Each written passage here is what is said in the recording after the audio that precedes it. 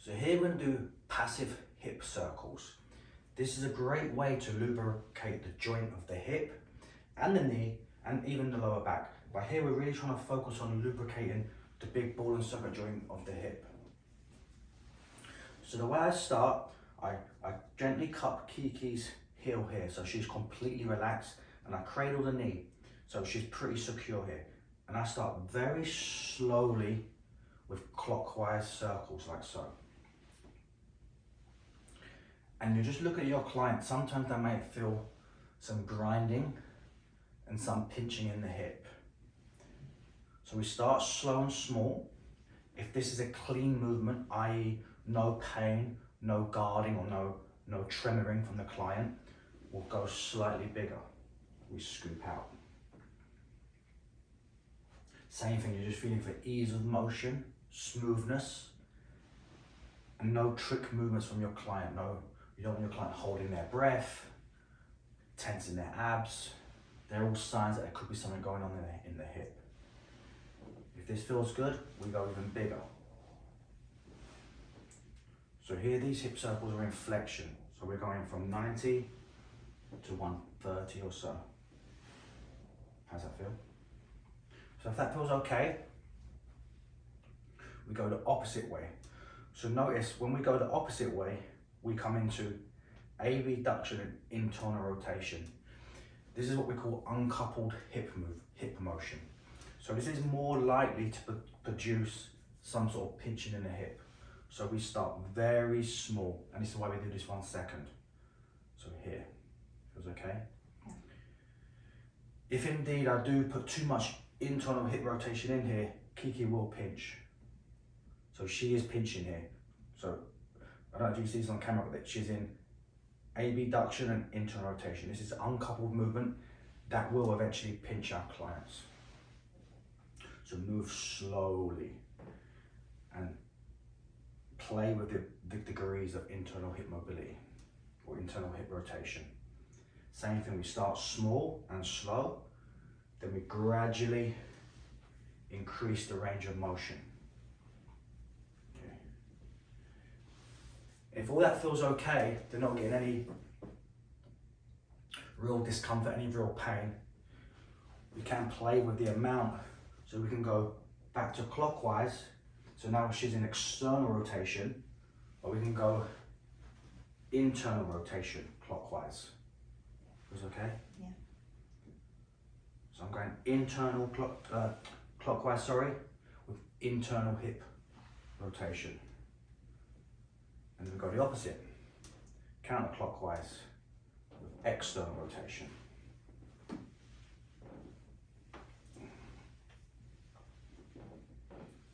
Again, clients can impinge when you come across here.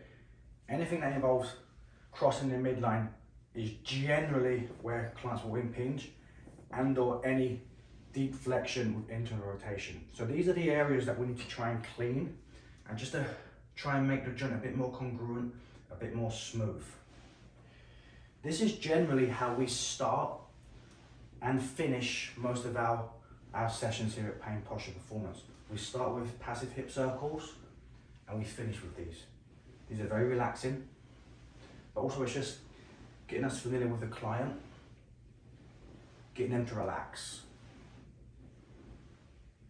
Yeah.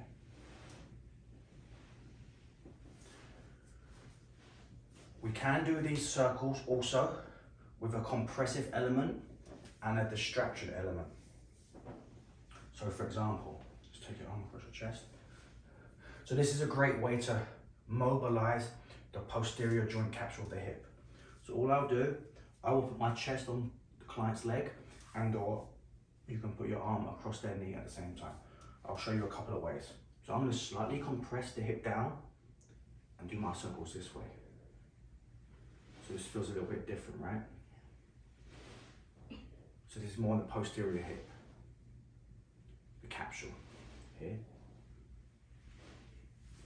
I can put my arm on side, on top. And if you have a hydraulic table, of course, play with the table height. For the distractive element, I go under and I grab. So see now Kiki's body's moving up and down, and we distract this way. So distract. These techniques are great to do when the client is impinging, especially if the client's impinging in this plane of motion, so internal, external hip rotation, clockwise. I'll come in here and move through that same plane, just to try and improve the movement pattern. 3-5 rotations, do 3 or 5 compressions, and then go back to the movement that she had issues with to see if it feels any better, any worse, or the same. Normally what the client's experiencing with the hip pinch, the impingement, is normally the bursa, the iliopectineal bursa, and or the joint capsule is being impinged. So this is a great way to hydrate in and around the joint and trying to free up space, create some joint space in the front of the hip, and indeed the back of the hip with compression here. So that's hip circles with the leg bent or the hip flexed. We can do hip circles in neutral or somewhat neutral, this way. We can do doubles, like an egg beater. We can do different, and again, this is very relaxing. If you can see Kiki's chest moving left and right, this is really causing like a huge undulation of the spine, lateral flexion, the little bit flexion extension of the lower back. Same here, we can do it distraction. We can distract, circle, distract, circle. Kiki's ankle's cracking like crazy. We can do compressions. So I'm pushing in, circle, compression. Joints love to be compressed and decompressed. That's what creates that synovial pump. It helps move out metabolites, move in fresh blood and oxygen. It's that compression and distraction that the clients really need. If the body's functioning optimally, when we walk, run, jump, we're going to get this compression and distraction naturally. But most clients' hips are not centered correctly, so they're not getting that natural pumping mechanism. So that's why we come in and do it ourselves with hip circles. So it's endless. So for example, we did flexion-based circles, clockwise, counterclockwise, different types of rotation, with compression, with distraction. Same in neutral, clockwise, counterclockwise, compression, distraction. For the lateral hip especially, oblique across the body, same, just small circles. Here, here, compressed, distracted. My favourite one of this series is abduction across the midline.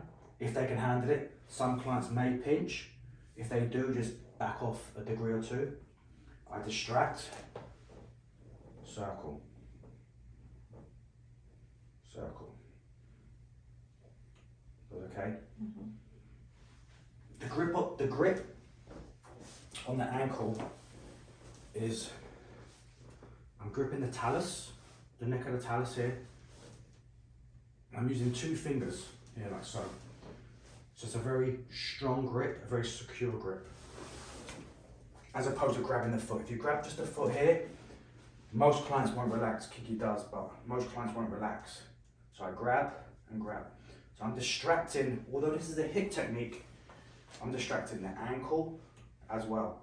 So I grip, grip, step across, I bend my legs to protect my back, I lean back, distract, circle. Depending on the range of motion from the client,